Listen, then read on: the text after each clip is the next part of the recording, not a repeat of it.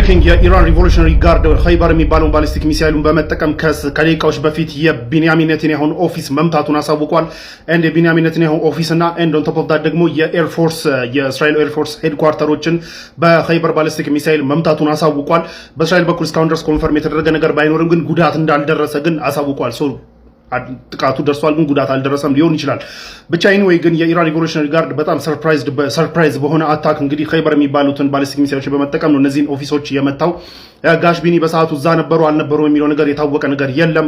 እየተባለ እንዳለው ከሆነ እንደውም ሲጀመር አቶ ቢኒያም ጦርነቱን ለኩሰው ወደ ጀርመን ሸሽተዋል ነው የተባለው። ጀርመን ሆኖ ነው እያዋጉ ያሉት የሚባሉ ሪፖርቶች አሉ።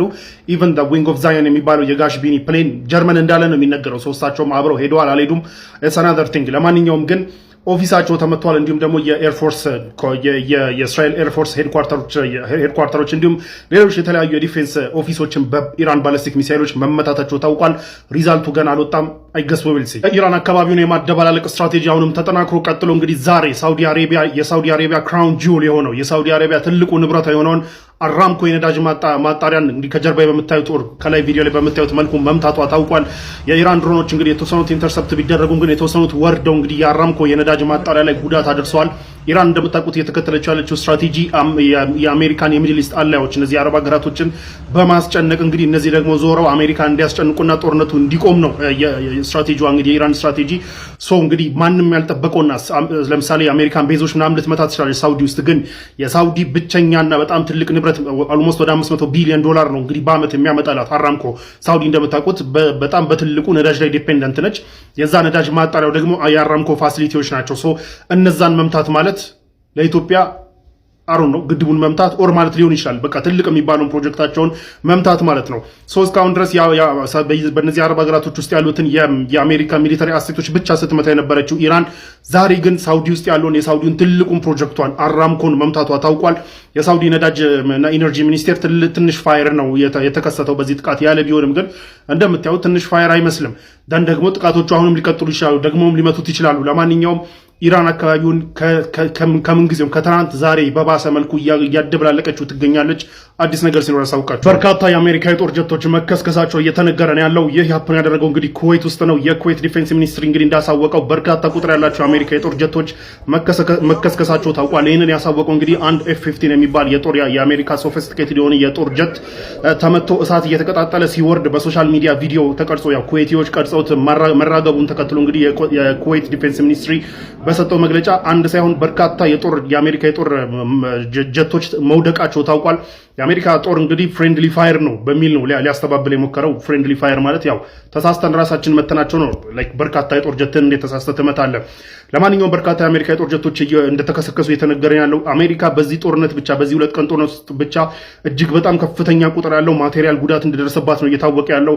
ሚድል ኢስት ላይ ያሉ ታርጌቶች ለምሳሌ ባህሬን ውስጥ ያለው የአሜሪካ ትልቁ የሚባለው 5ኛው የባህር ኃይል ቤዝ በጣም ከባድ ጉዳት የደረሰበትና እንዲሁም ትናንትና ደግሞ በደረሰበት ጥቃት ሙሉ ለሙሉ በእሳት ኢንገልፍ ተደርጎ የታየ ነበርና እዛ ላይ የሚደርስባትን በቢሊዮን የሚቆጠር ጉዳት አስቡት። በሌላ በኩል ኩዌት ውስጥ ያለውን ኤር ቤዟን ትናንትና እንዳሳየዋችሁ እንግዲህ በሳተላይት ኢሜጅ የወጣው በጣም ከባድ ጉዳት እንደደረሰበትና ያም በጣም ብዙ ቢሊዮን ዶላሮች የሚያስወጣ ነው። በሌላ በኩል አቡዳቢ ውስጥ እንግዲህ እየተመቱ ያሉት የአሜሪካ ታርጌቶች ናቸው። የሲአይኤ ኦፊሶች ምናምን ናቸው። ትናንትና አንድ ትልቅ ስካይ ስክሬፐር ኦር ህንፃ ሰማይ ጠቀስ የሚባል ህንፃ በኢራን ሮኬቶች ተመቶ እንግዲህ ሙሉ ለሙሉ እሳት ሲቀጣጠል ታይቷል። ያም የሲአይኤ ኦፊስ ነው የተባለው። ከዛ ባለፈ እንግዲህ ጦርነቱ ከጀመረ ፎር ዘ ፈርስት ታይም ዛሬ ኩዌት ውስጥ ያለው የአሜሪካ ኤምባሲ ተመቷል። ኤምባሲ ተመቶ አያውቅም ነበር በዚህ ጦርነት። እንግዲህ ለመጀመሪያ ጊዜ የአሜሪካ ኤምባሲ ኩዌት ውስጥ ተመቷል ዛሬ ማለት ነውና አሜሪካ በጣም ከባድ የሆነ ማቴሪያል ጉዳት እየደረሰባት ነው። ይህን እንግዲህ አገር ውስጥ ሆምላንድ ውስጥ እንዲወራ አይፈለግም። ቢኮዝ ከባድ ተቃውሞ ስለሚቀሰቅስበት ትራምፕ የሰውም ህይወት መጥፋትም እንግዲህ 3 እንዳልሆነ ነው እየተነገረ ያለው። ወደ 58 የሚጠጉ የአሜሪካ ወታደሮች ሳይሞቱ እንዳልቀረ ሪፖርቶች እየወጡ ቢሆንም ግን ያው እንደምታውቁት በአሜሪካና በእስራኤል በኩል ካዡዋሊቲ የሞተባቸውን ሰዎች ቁጥር መገደብና መቀነስ ኢዝ ፓርት ኦፍ የጦር ስትራቴጂ። ቢኮዝ አገራቸው ውስጥ ከባድ ተቃውሞ ስለሚነሳባቸው ብዙ ሰው እየሞተ መሆኑ ከታወቀ፣ ስለዚህ አሜሪካ 3 ብትልም ግን ወደ 50 ምናምን የሚጠጉ የአሜሪካ ወታደሮች ሳይሞቱ እንዳልቀረ ነው እየተነገረ ያለው። አንኮንፈርምድ ቢሆንም ማለት ነው። አሜሪካ አሁንም ከባባድ የማቴሪያል ጉዳቶችና የሰውም የነፍስ ጉዳቶች እየደረሱባት እንደሆነ ነው እየታወቀ ያለው። ኢራን አት ዘ ሴም ታይም ለመጀመሪያ ጊዜ እንግዲህ ኢራን እንደምታውቁት በታሪክ ታይቶ በማይታወቅ መልኩ ሁለት ኒውክሌር ፓወሮችን አት ዘ ሴም ታይም የገጠመችና ደን ደግሞ በየሀገሩ ያሉትን የሚድል ኢስት ሀገራቶች ላይ ያሉትን ታርጌቶች ሁሉ እየመታች ያለችበት ሁኔታ ነው ያለው። አሁን ደግሞ የኢራን ጥቃቶች ቀናቶች እየገፉ በመጡ ቁጥር የኢራን ጥቃቶች የበለጠ እየጠነከሩና አዳዲስ እና ዘመናዊ ባሊስቲክ ሚሳይሎችን እየተጠቀመች እየሄደች እንደሆነ በተደጋጋሚ እየታየ ነው ያለው። አዲስ ነገር ሲኖር ያሳውቃል። ኦልራይት የተወሰነች አፕዴት እንደራረግ። በኢራንና በእስራኤል መካከል ያለው ጦርነት አሁንም ተቀጣጥሎ ቀጥሏል። ኢራን እንግዲህ በባለፈው የጁን ጦርነት እየተከተለችው የነበረውን ስትራቴጂ እየተከተለች ነው እየተባለ ያለው። እንደምታስታውሱት በባለፈው የጁን ጦርነት መጀመሪያ የደከመው ሚሳይሎቿን ከላከች በኋላና የእስራኤልን ኤር ዲፌንስ ሚሳይል ዲፌንስ ሲስተም ካዳከመች በኋላ ነው እንግዲህ ዘመናዊዎቹን ስትልክ የነበረው። አሁንም ያንን በሚያሳይ መልኩ እንግዲህ ትናንትናና ዛሬ ሌሊቱን ስታደርጋቸው የነበሩ ጥቃቶች በጀሩሳሌም በሃይፋ በመሳሰሉት ላይ ከባባድ ጉዳት እያደረሰች እንደሆነ ታውቋል። እስራኤልም እንግዲህ አጸፋዋን እየመለሰች ነው ያለችው። በሌላ በኩል አሁንም ሚድል ኢስት ላይ ፍንዳታዎች ቀጥለዋል። በዱባይ ላይ፣ ኩዌት ላይ፣ ቀጠር ላይ፣ አቡዳቢ ላይ እንግዲህ እንትን ላይ ዱባይ ላይ ጥቃቶች አሁንም ቀጥለዋል። በሌላ በኩል እንግዲህ ሂዝቦላም ጦርነቱን መቀላቀሉ ታውቋል። ሂዝቦላ በትናንትናው ዕለት ወደ እስራኤል ሮኬቶችን አስወንጭፏል። እስራኤልም እንግዲህ በአጸፋው መልሳ እንግዲህ ሉብናን ውስጥ የተወሰኑ ታርጌቶችን ስትመታ ነበር። በሌላ በኩል ባለፈለፉ በአፍ ይጠፉ እንዲሉ ማለት ነው። ትናንትና የፈረንሳዩ መንግስት እንግዲህ የፈረንሳይ መንግስት አያቶላ በመገደላቸው ደስ ብሎናል ማለቱን ተከትሎ አቡዳቢ ውስጥ የሚገኘው የፈረንሳይ ቤዝ መመታቱን ነግራችሁ ነበረ።